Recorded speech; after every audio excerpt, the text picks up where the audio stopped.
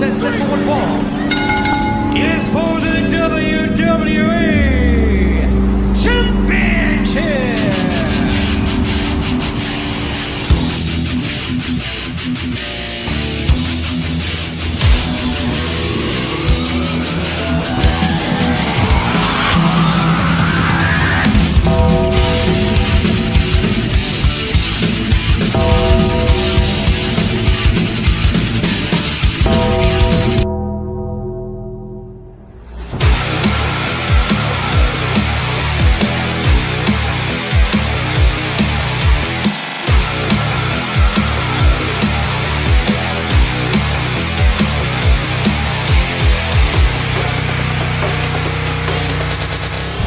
Life moves pretty fast.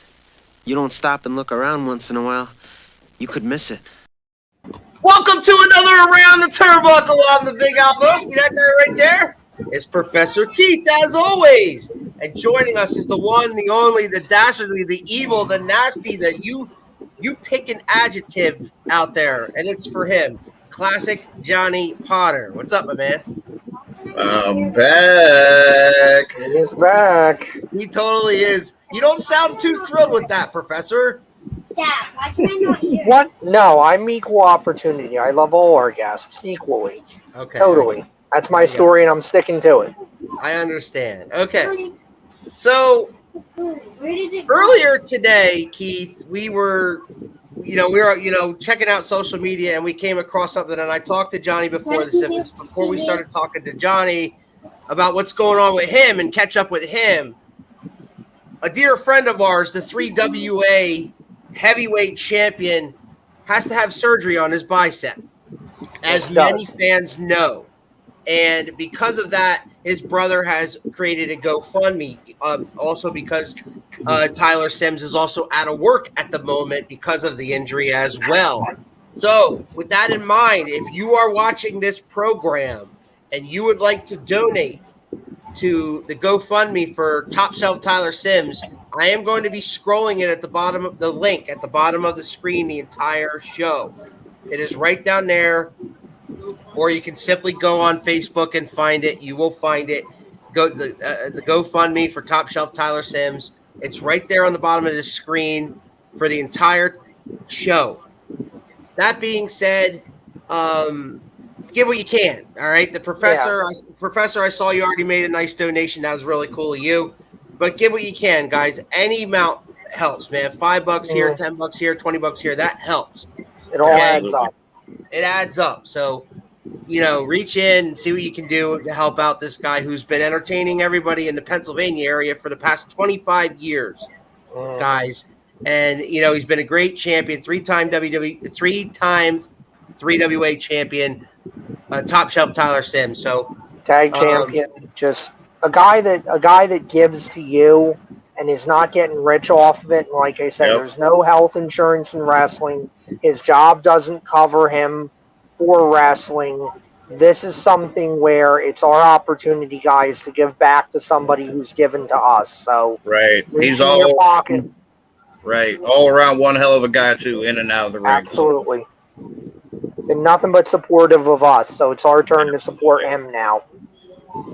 Yeah, I had a chance to talk to him earlier today. He's feeling good. He thought he'd be a lot more sore than he actually is at the moment. He's feeling, pretty good, but he's still he's still opted to have the surgery. There's no timeline as to, it could be weeks, it could be months. So there's no timeline as to what happens from here. But in the meantime, our thoughts and prayers are with you, Tyler. You know that. Mm-hmm. And if you need anything from me or the professor, let us know.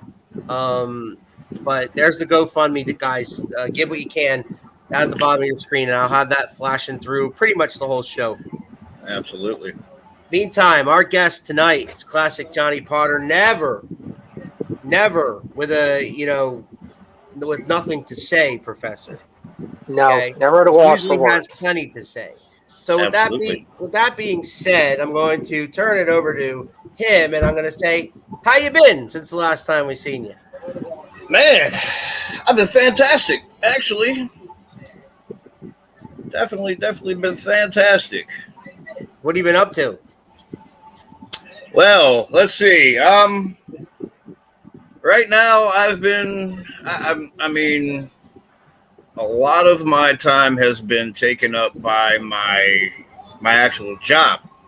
So like I've been a little more behind the scenes on some things, like managerial wise. I've been kind of not able to take commitments because the job, it's there. But like one thing I'm now the general manager of Seven Mountains Wrestling. How about that? Congratulations. Thank you. It's their pleasure. Of course. And how's that been going for you, taking on that role? Well, I mean, they're paying me, so I gotta try my hardest to cater more to the fans. I mean, some of the times, okay, not some of the times, all the time. Granted, it's what they want, but mainly it's what I want. So we make her happen because I want it to happen, not because they want it to happen, but they benefit from it. So, does Seven Mountains have anything going on soon? Do they have any events coming up? Actually, yes. We are having a show. Let me get the exact time so I'm not misquoted because I don't want to get any flack from the higher ups, God forbid. Yeah, gotta keep that general manager job. August 13th, Lewistown, PA. There it is. So Lewistown, Seven Mountains, August the 13th. Is that a Saturday? Yes. Yeah. That will be a Saturday. It's a Saturday, okay. Yep. Awesome. Second Saturday of August. Yep. Of course. Got to get it the exact pinpoint. Uh-huh. That's how I keep my job here. Is keeping all the facts straight. He lies. I actually work for him there, Johnny. I was gonna say, what are you gonna do with this guy? I don't know. But yeah, and there's a lot of wrestling around, right? I mean, Keith and I are most directly tied to 3WA, but in that we've met some of the guys that are involved in Seven Mountains, such as Malcolm King. Yes, yes, sir. Such as, and we've also kind of branched into SWO a little bit, meeting a lot of the guys there who have kind of been jumping back and forth. Evan Atlas, Prince Piranha, General Kiesel, guys like that. So, and of course, we've got Mark Mast up with quarantine. And we got me and Mark Mast. And speaking of that, Johnny, I don't know if you know, but the Legends of Hamburg event is coming up on July the 23rd. And I can't begin to give you the list. It's gotten so big. Keith, have you seen it? Last year, by count, I'd say there was maybe 10 or 15 total, like, big legends there. I swear I lost count after 20 legends. It's insane how many legends they got this year. It really is a tremendous thing how much bigger it's gotten in just a year. I mean, last year's convention was great. Fans, if you haven't gone before, I recommend you go this year. It's a nice, intimate event. They do a great job. The lines are not too long. You can get in, even the big superstars, you can get in there, you can talk to them, you can get an autograph, you can spend some time. You're not rushed, you're not hustled through. There's vendors there selling merch. I mean, it's a great time if you're a wrestling fan and you can get out to the Hamburg Fieldhouse. I highly recommend you go. It's from 11 o'clock to 4 o'clock, and you can see guys like Booker T. You guys see like David Schultz. You can see the Headbangers are going to be there. Axe and Smash, Demolition, Coco Beware. What? I was just going to say Demolition. Yes. Oh yes. Wildfire, Tommy Rich. Just to name a few guys. So if you've never done Legends of Hamburg before, I strongly recommend you do that. You can get tickets at www.outbreaktickets.com. Plus, before we get back to talking to Johnny, I'm going to also use this opportunity to announce that if there's anybody out there watching this that would like to come and support me in my first official ring announcing gig, the Friday night of that weekend, July the 22nd, and outbreak quarantine event. You can come and see me ring announce. Plus, get some exciting professional wrestling at the historic Hamburg Fieldhouse on Friday, July the 22nd. Doors open at 6 o'clock. It is Quarantine's second anniversary show, and it features Mil Muertes from Lucha Underground fame. So, yeah, come see me. Come get your tickets to the same place, www.outbreaktickets.com. Tickets spelled TIX. You did a good job on his last name right there. You really put that accent on it well. I'm at least 20% less nervous for you as a ring announcer now. I'm getting some. Full disclosure, I'm getting some behind the scenes training for some of the guys that I am going to be announcing to get it right. Hey, there you go. There we go. I've even had some special requests, and they know who they are, to say their name a certain way that some ring announcers don't.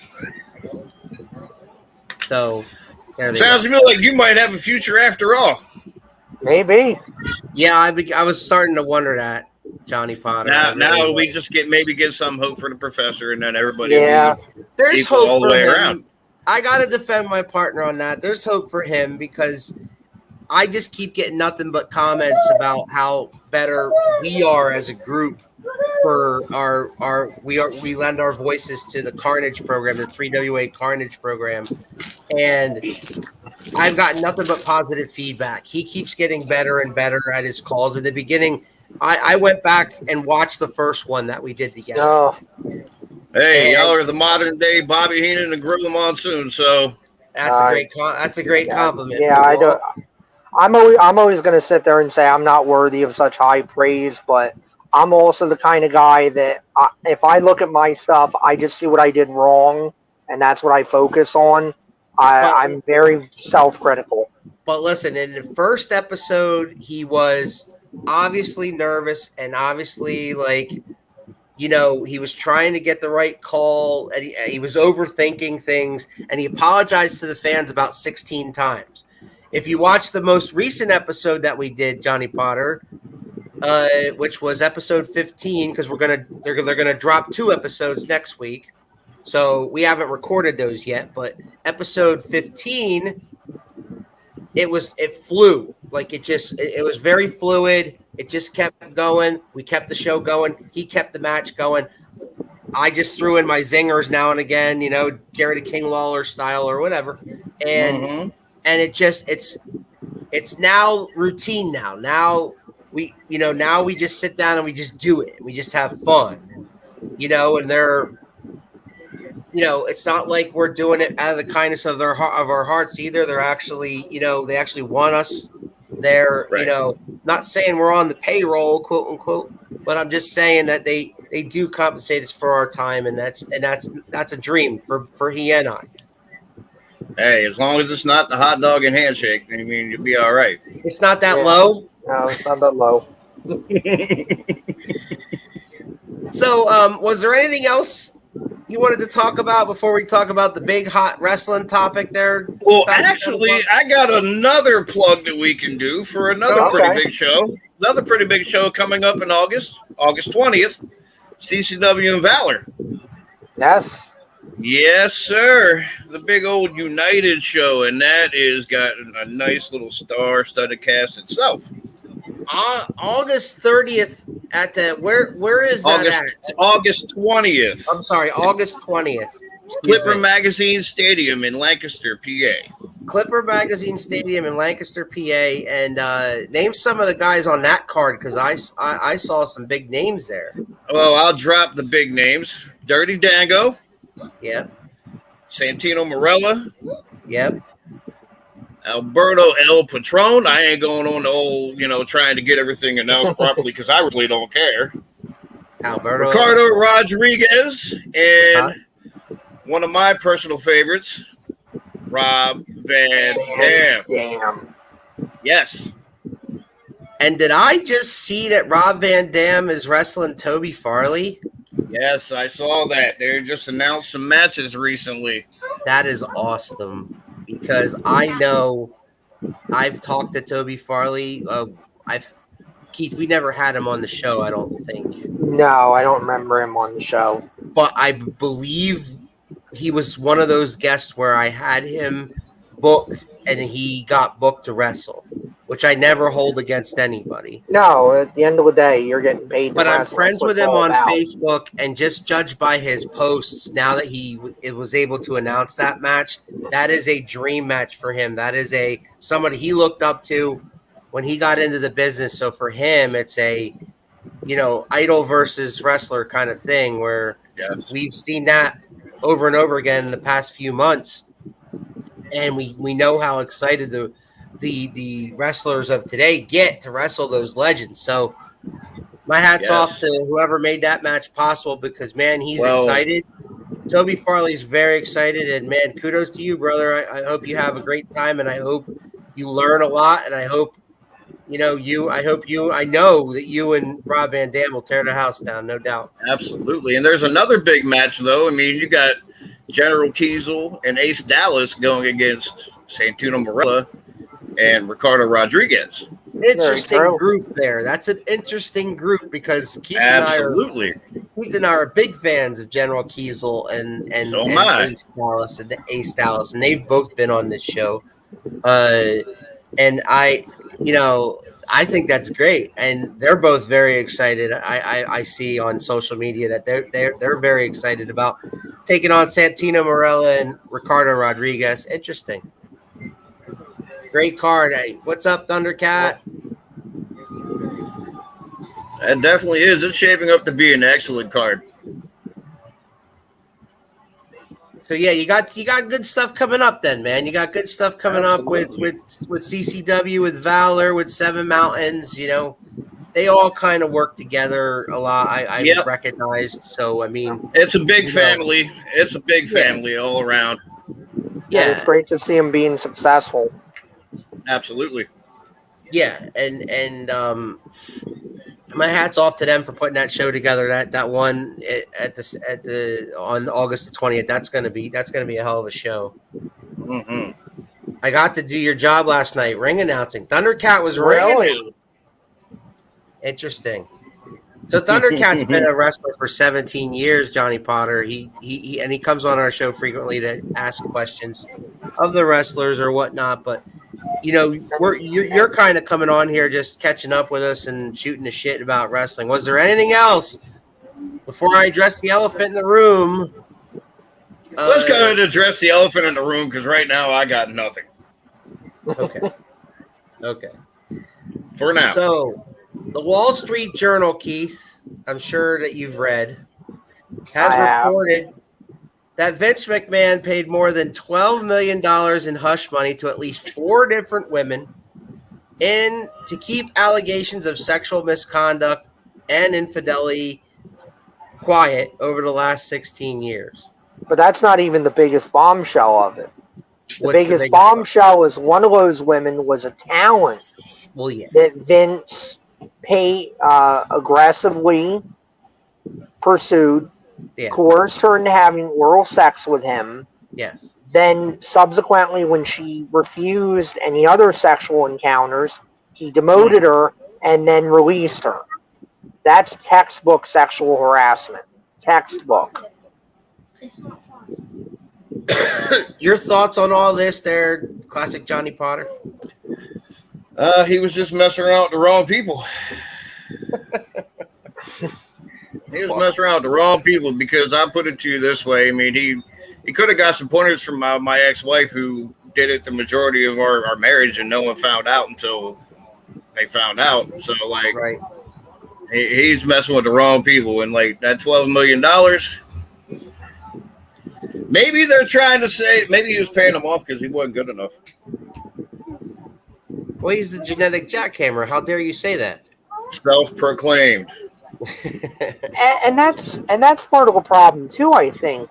I've been listening to Jim Cornette talk about this, and I mean, say what you want about Cornette, but Cornette was at one time in a position very close to Vince, somebody that would see Vince on a regular basis and certainly would have somewhat of a window into his mind. And he keeps saying, this is not the guy I knew. I don't know what happened to this guy, because this is the guy that when I worked for him 2 years later in 1997, he was pissed off over losing $2 million in 1995.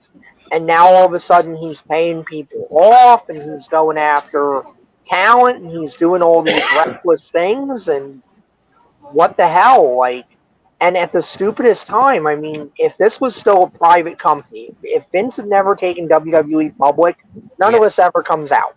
Right. It never comes out. It never comes back to bite him. Because at this point, he's got stockholders. He's got a board of directors. I mean, I don't know that you can sever him from the company because of the way the stock works, that he has most of the voting shares and he has the majority of the stock. I think you can remove him from his duties, but I don't know that you can remove him from ownership. We're already seeing backlash. The Netflix documentary that they were doing, they were deep into it. They had mostly interviews done. This was deep into production. Netflix is like, nope, gone, yank, out of here. I mean, the damage that he is doing to the company, you're really at a point where I think the smartest thing for him to do, and probably the best thing for him to do for the company, is to resign and to step away. But is Vince McMahon, is he going to, does that even enter his head? I don't think so. I don't think so. I don't think that's going to enter his head. Do they know the name, Keith? Do they know the name of the talent that he demoted and fired? It's not been released. I mean, there's enough detail there that people are going over different things. I've heard a couple of names. I don't believe who the names are. Like, some people have speculated Molly Holly, and everybody's like, Molly Holly's not that kind of girl. There's plus no they way. brought her back how many freaking times? Right, and then there's some people are speculating Jackie Gato, which other people have said, no, because Charlie Haas would have killed him, and Charlie Haas would have said something before now about it had that happened, because that's the kind of person that Charlie Haas is. Right. So, I mean, we don't know. I know I've heard different things, and that's what some other people have brought up too, is that like blowjob stories have gone around about Vince. This is not the blowjob story that everybody's heard though, which goes back to, again, too, you're finding all this out. It's kind of like when you pull somebody over for DUI. You got him for DUI, you start to ask yourself though, if you have 2 or 3 DUIs, how many DUIs do you have that I don't know about? How many times did you get away with it? How many are not disclosed? You know what I mean? And it just goes back to judgment too. And I mean, no matter how you feel about the actual incidents of it, I think it's, disgusting. Consenting adults and all that, fine, but man, there is just so much malfeasance here. I mean, the Wall Street Journal expanded on this whole thing that touched this off with the paralegal, that apparently she wasn't even necessarily a paralegal. It was just that she was somebody Vince met in his condo complex, says, oh, she needs to get a job, pal. And they look at her resume and see she's gone to law school. So they put her in the legal department.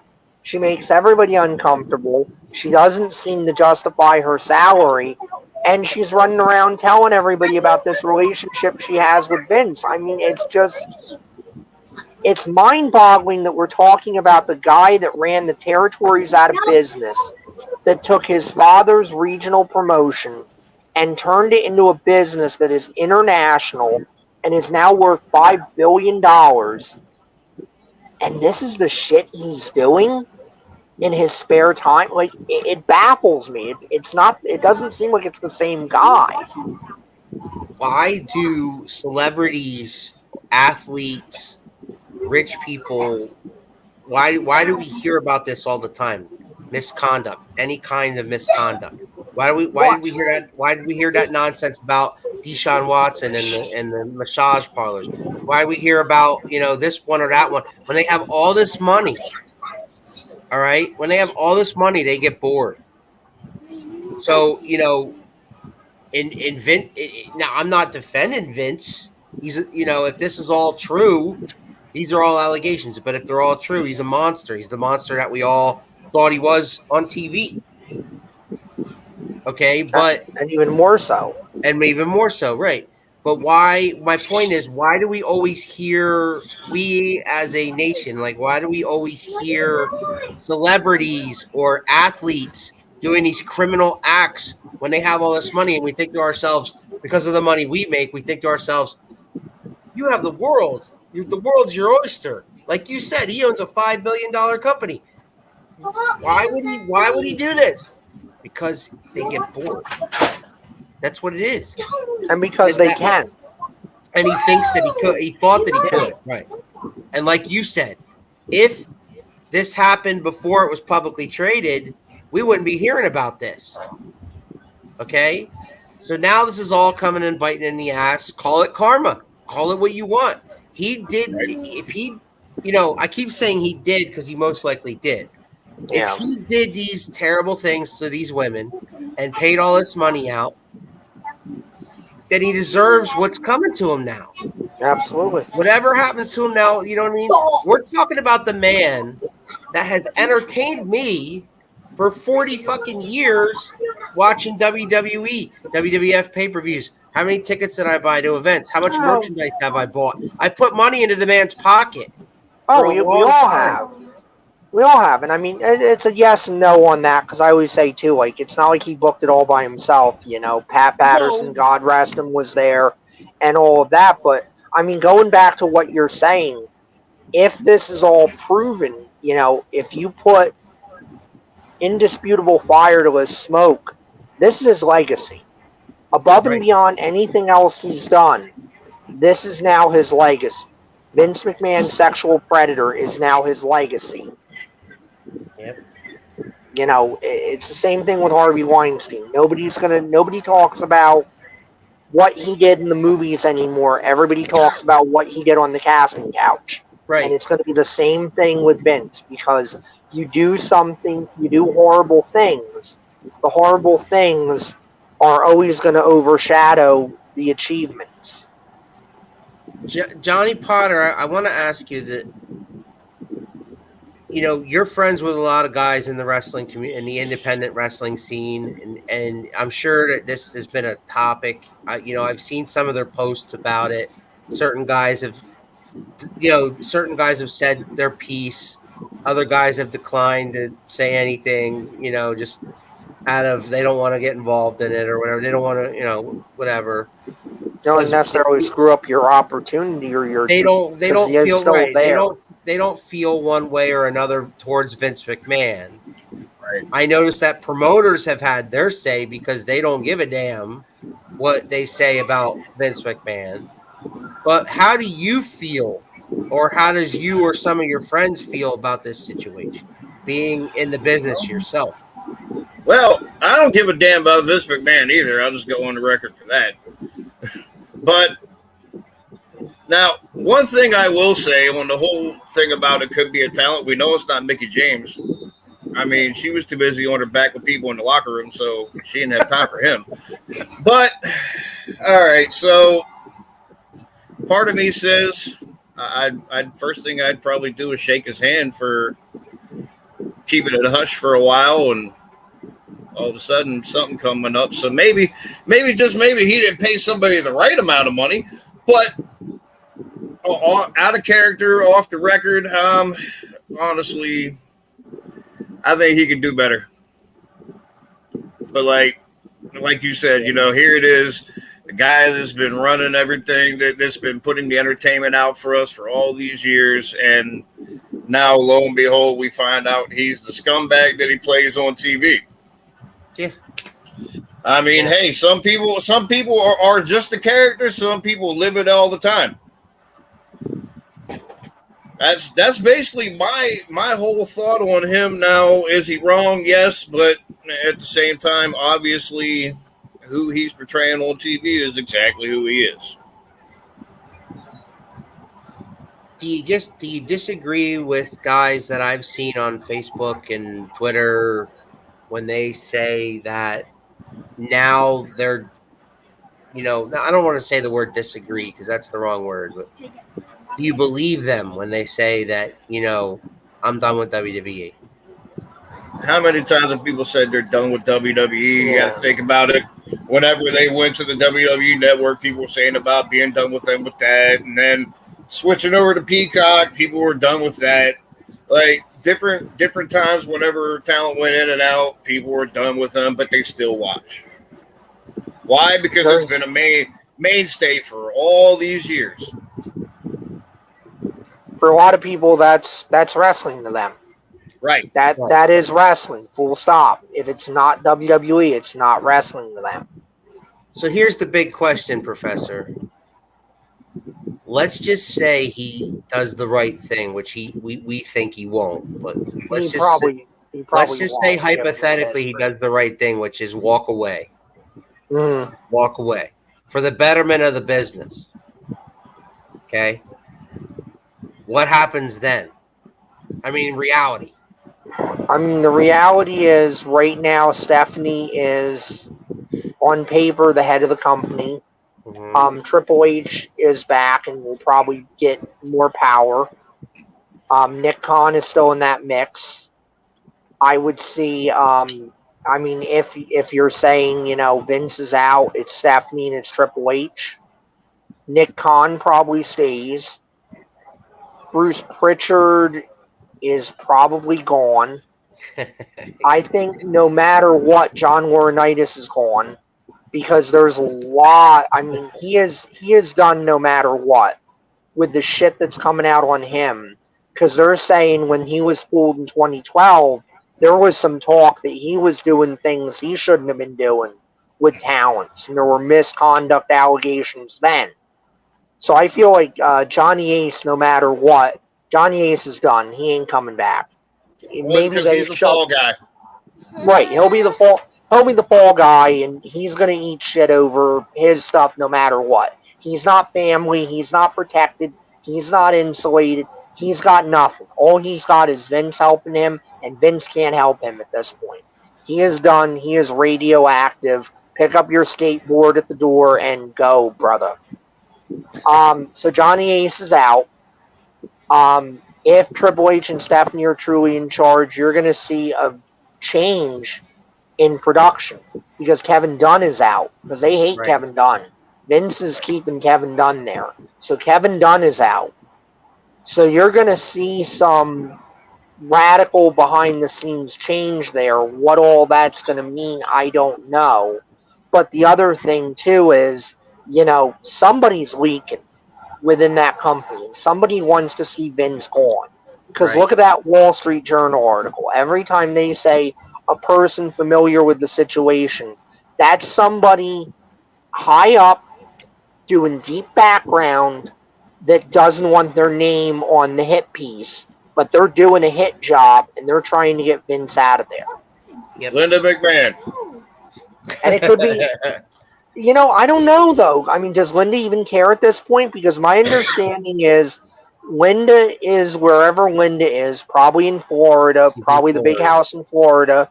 Mm-hmm. She was in the Trump administration. She was the head of the Small Business Bureau. So Linda did get to do her shit in politics like she wanted to. Yeah, her. Vince has been up in Connecticut in a condo. We always hear like Vince and Linda are still married on paper, but they're not a married couple anymore.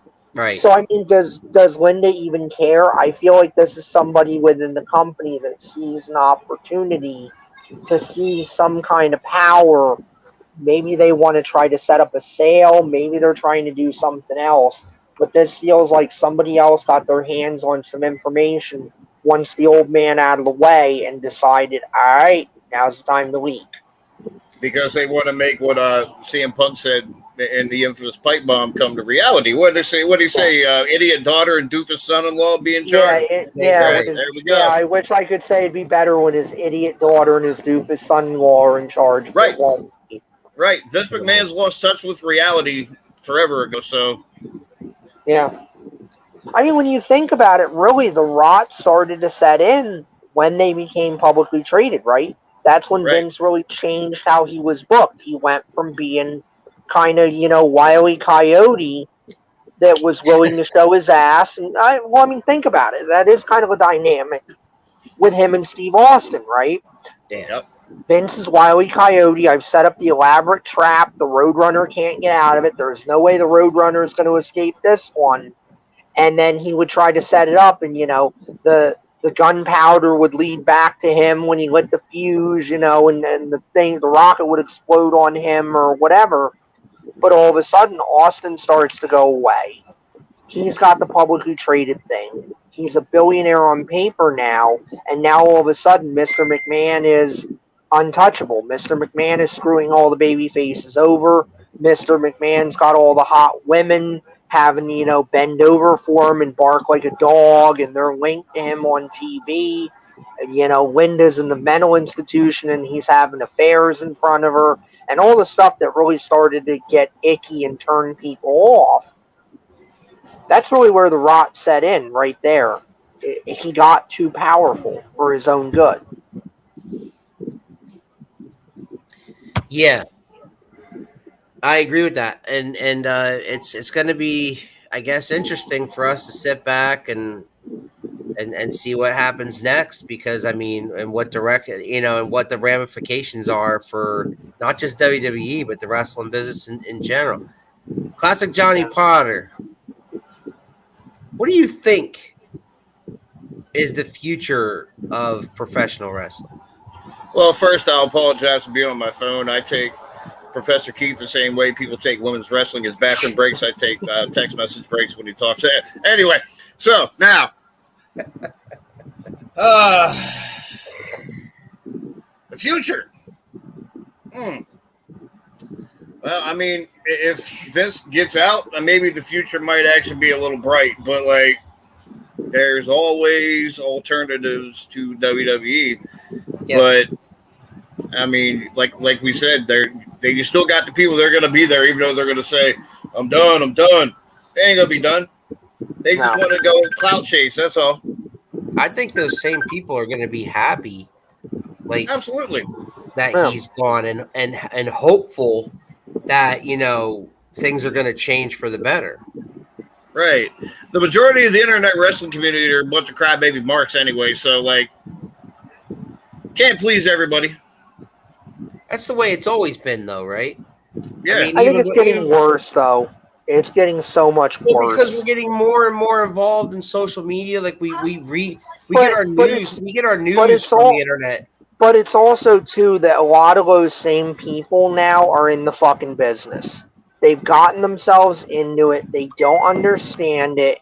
It's not, people are not broken in the way they used to be broken in, where it's like you are being allowed into something that people, bled, sweat, broke bones, gave their entire lives to, and you are being allowed into this, so take care of it.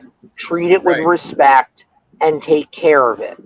And now you have people getting into it that are like, I'm going to do video game shit, or I'm going to gaslight everybody, or I'm going to light my boot on fire and do flaming super kicks because that'll be cool, and that'll make 500 people pop for me. Like, no, dummy.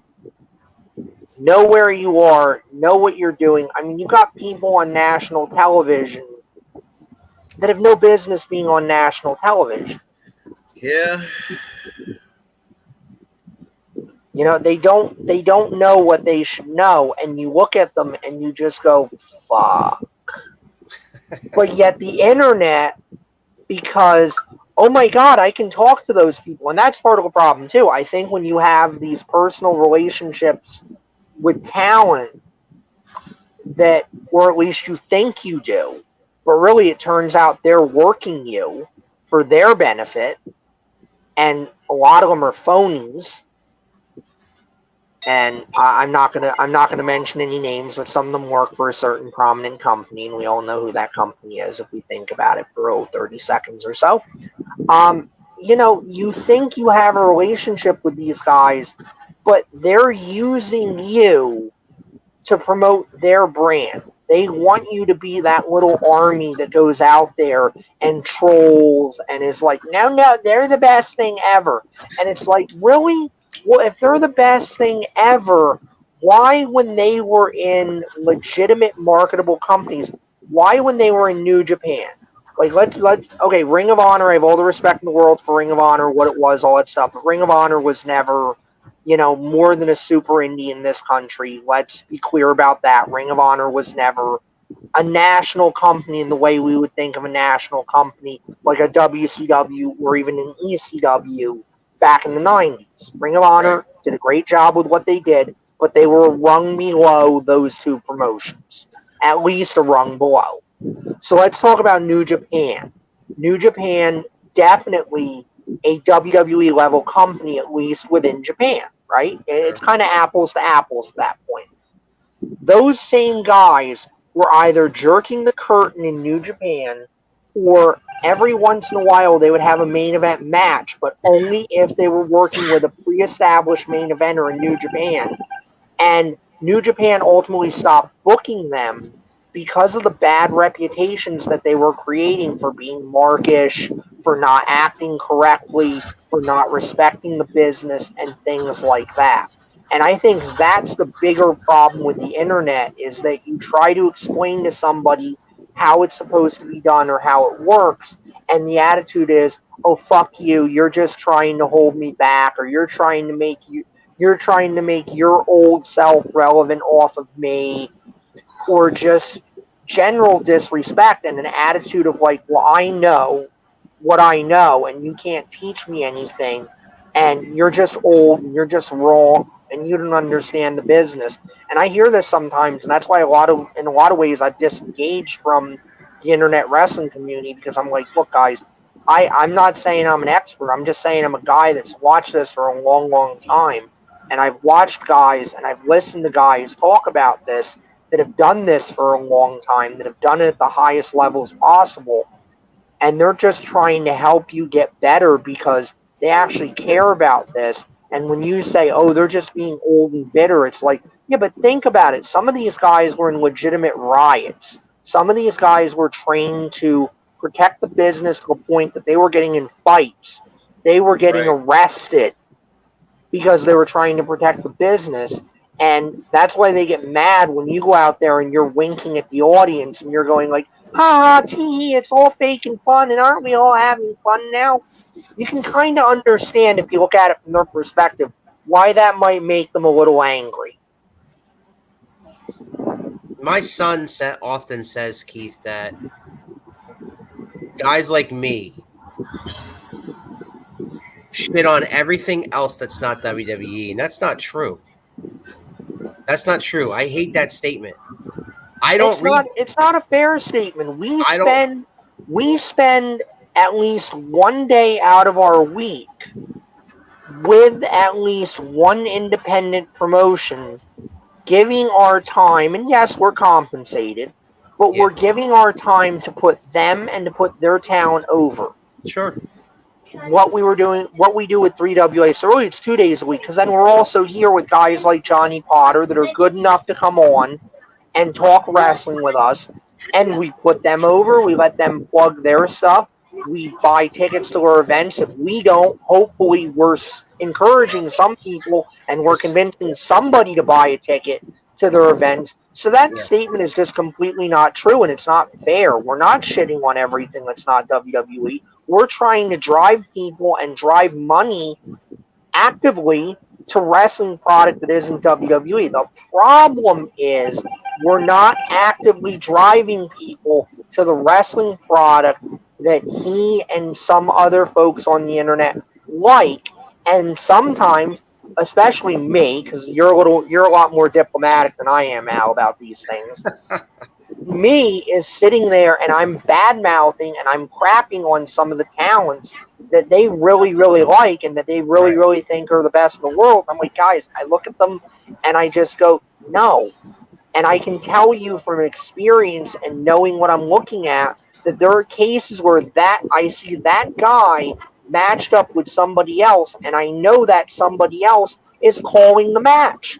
and is telling that guy what to do. Yep. I want Johnny Potter to give his personal opinion on the Young Bucks.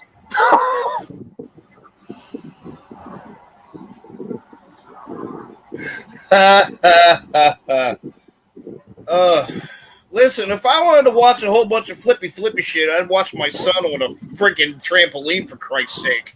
Really? You would really watch me on a trampoline? I mean, hell, they work for the biggest mark in wrestling, Tony Khan. I mean, the big thing about contract signing is a hug from him. I mean, y'all see all the memes and shit, right?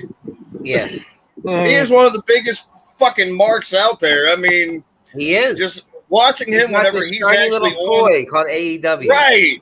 right. Watching him while he's out on TV is just like, I want to come through the screen and rip his head off because he's just too fucking fake for me. Right. Like he's like, he got his little toys. He's like a little kid sitting in front of a wrestling ring with a bunch of action figures. Who am I going to put against who? When AEW first started, right, I got excited for the guys, for the guys that you work with, for the young talent that are just starting, because it was somewhere else that they could make money doing this. That's not WWE. Until all the ex-WWE guys came in. Then all the XW, right, and then one after another, every time Vince releases somebody, they pick them up because they want that pop, that initial pop you get when you see, oh my God, it's Cesaro. But Tony Khan gets a little extra. Do with Cesaro? What are they? Yeah. What are they realists? Is he going to be AEW champion? Because I don't think so. which AEW champion? There's like 5 million belts. It's like Oprah now. Everybody gets a title. You get a title, and you get a title, and you get a title. That's another thing. They got so many damn championships. You know? Yeah, and guaranteed once Kenny Omega's back, they'll have a trios for him and Here you go. Now his little flippy buddies. Yeah, well, now Kenny is on Twitch and all that, telling everybody that, his injuries are so bad, he may never come back. He said if he has another setback, he'll retire. Yeah. I think that's what I saw. Yeah, I can only cross my fingers. Anyway. Because I just don't get it. I don't get why people think this guy is so good. Like, I watched him against Daniel Bryan, and it was so fucking obvious. Bryan Danielson, excuse me. It was so fucking obvious Danielson called that match. Right. It was obvious, painfully obvious. Omega got his shit in because, of course, Danielson's smart enough to go, well, he is a big deal here. He is a fake executive, so I got to give him some of his crap. But it was obvious that Danielson put 99% of that together. And every time I found myself going, why the fuck would you do that here? I'm like, oh, right, because that must have been the part where he's like, here, Kenny, let me give you something. Let me let you get your shit in. There was only one Kenny Omega match that I watched that I was totally into, where I was totally like, from start to finish, I really got into it. And that's when he wrestled the blow-up doll. No. When he wrestled Johnny Moxley. Not the barbed wire death match, right? When he lost the title the first time to John Moxley. That match was pretty entertaining, and I was looking forward to it. But other than that, I see Keith's point. And as far as the Young Bucks go, I mean, it's so, if you're not in my son's generation and worship the Young Bucks, I can see why people our age hate them, because especially now when they're basically booking themselves as tag team champions, and all they really do is backflips and super kicks. Video game wrestling. I mean, the fact that the Hardys were supposed to have it until Jeff Hardy decided to get his drunk ass behind the wheel of the car, but gotta let the execs get their shit in, obviously. Okay, so if the Hardys had wrestled that big match with them, who goes over there? Who would have probably beat the Hardys? I'm pretty sure Yeah. Yeah. Even though from what I saw from dirt sheets, supposedly the Hardys were going to win because of this reuniting and everything else, but I don't they believe probably that. still would have just said, "No, we need to get over." Yeah, we're the Yeah. younger, I guess. you know, Yeah. we're the young talent. You guys are the old has-beens, so we should be And getting over. by the way, how old are the Bucks now? They're like fucking close to 40, both of them. They're not young talent anymore. Right. They're Well, they not. think they are. They think they are. Well, they're gonna fucking say that as long as it I mean, benefits to them. me, The Young Bucks and Kenny Omega have some of the worst fucking reputations in wrestling. Will Ospreay. Y'all love Will Ospreay. I know you do, IWC. I know you love him. Oh, I'm talking about the internet wrestling community. I know the oh internet yeah, wrestling community. I'm not part of that community. Yeah, but I'm just saying, you kids all love Will Ospreay. He's one of your Yeah. heroes, right? He doesn't like your hero, Kenny. He said some shit in the last couple weeks, and everybody's trying to figure out if it's a work or not. And he's like, not a work, not building anything. I don't like Kenny. Kenny Omega is a cunt, and if I fucking find him, I'll slap the taste out of his mouth. Screw him. And that's the reputation they have in NJPW, in ROH, and all of that stuff. They're phonies. They have a reputation for being phony. They have a reputation for being jackasses and for being the kind of guys that just don't care about anything. And that's why that they basically had to go start their own company and get a money mark in there to do a company for them because nobody else will hire them. And you know what you're starting to find now? You're starting to find that that money mark is smartening up because they don't seem to have the influence they used to have. Johnny, how'd we go from Vince McMahon paying off women to AEW and the Young Bucks? I don't know how that happened, but it kind of happened. You asked Johnny about the Young Bucks, which let me go. Well, no, because it was funny because I wanted to hear his. I knew I kind of sort of knew what his take might be, but I wanted to hear it come out. I wanted to hear it come out. But anyway, but honestly, even my son don't like the Young Bucks. So like, and he's 9. Well, how does your son feel about FTR? Tony, Yeah. how do you feel about FTR? You know, the revival from WWE? I don't like them that You don't like them either? All right, Yeah. neither do I. Thank you, buddy. Yeah. You don't Because like it did my heart proud when I was watching Dynamite this past Wednesday, and the Bucks came out to run their mouths, and they were drowned out by the fans chanting FTR. I like that. I liked that. You know what I mean? Because to me, the best tag, they call themselves the best tag team in the world. The Young Bucks do. Yeah, well. To me, in my mind, FTR is at the moment the best tag team in the world. I mean, sadly, I will agree. I mean, they're doing a lot of big stuff right now. I mean, supposedly there's going to be a build up to them and the Bucks, and they're going to get the AEW belts and have everything that they could possibly lay themselves they'll have down Ring with. of Honor belts and Impact belts and whatever other. Then they'll have the AEW belts, right? There'll be more than the Usos because the Usos have 2 belts, right? They'll have 3. Yep. But you know what the FTR will never have, the Usos will always have? What's that? DUI arrests. That's true. That's like a punchline of a joke. Very good, Professor. I appreciate that. I was thinking maybe moment. you're going to say that they don't get fluffed by Roman Reigns, but that's also true too. So I want Johnny, before we wrap this up, I want you to repeat stuff coming up for you as far as Seven Mountains goes and Valor and CCW. All right. Once again, Seven Mountains Wrestling, August 13th, Saturday, August 13th, Lewistown, PA. And we got CCW and Valor United, Saturday, August 20th in Lancaster, Pennsylvania. It's going to be great. And both events are nearby. So if you're in the area, man, go check out those events. The one on the 30th is got guys like he mentioned before, Alberto El Patron, Rob Van Dam, Ricardo Rodriguez, Santino Marella. So the stars are coming out for that one. It's going to be a fun time for everybody that loves wrestling around here. We are spoiled in Pennsylvania. There's always plenty of wrestling for us to see, guys. Go out and support. Speaking of support, I'm going to remind everybody that GoFundMe link is at the bottom of your screen at this moment. It has been the entire show. Copy it down, write it down, copy it, whatever you want to do. And donate what you can. The Top Shelf Tyler Sims, he is the 3WA heavyweight champion, has a torn bicep and requires surgery. So any help that you guys can do would be great.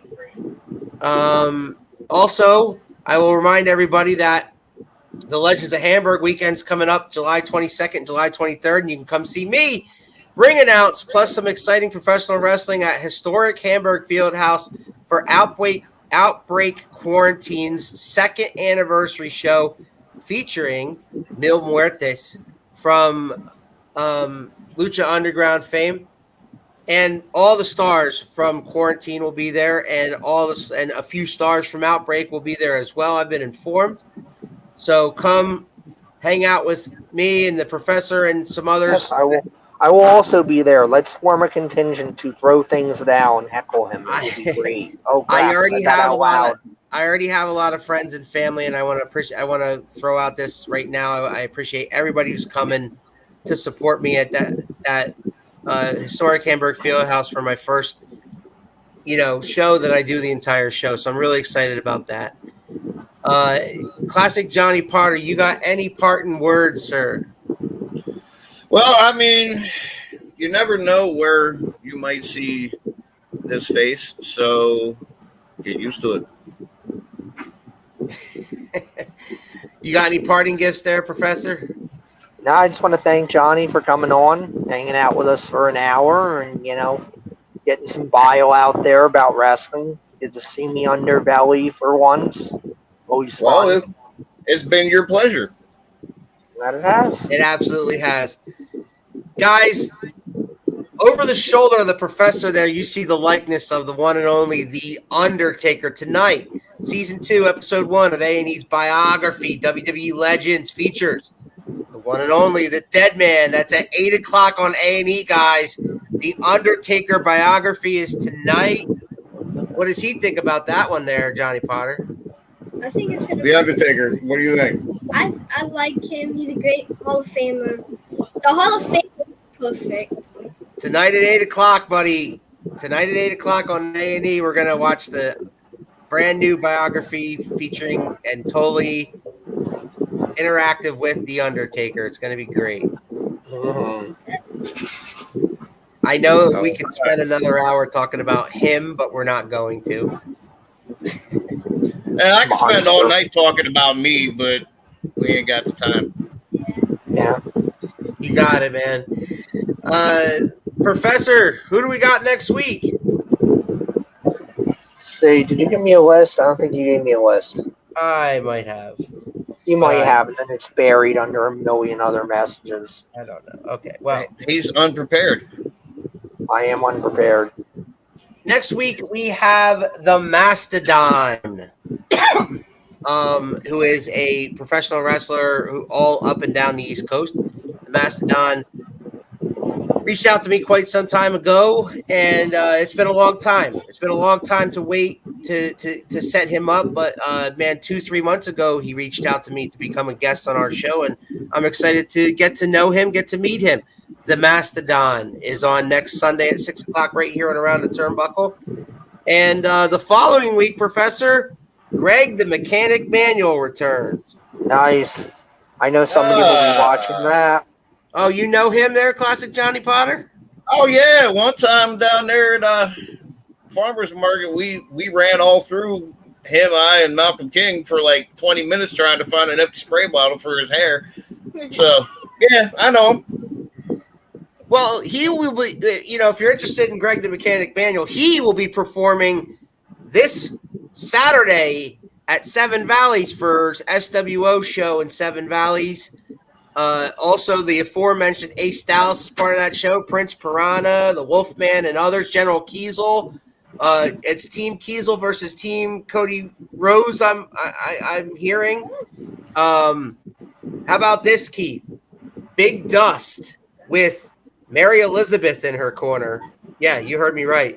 Versus Tommy Vex. I have seen there's some video of a domestic disturbance that's gotten out there. Oh man, it's getting interesting between those three, and so get your butts down to support your local wrestling at Seven Valleys. That's this Saturday down in Seven Valleys for SWO action. That's your local updates, and that's all we got for you tonight.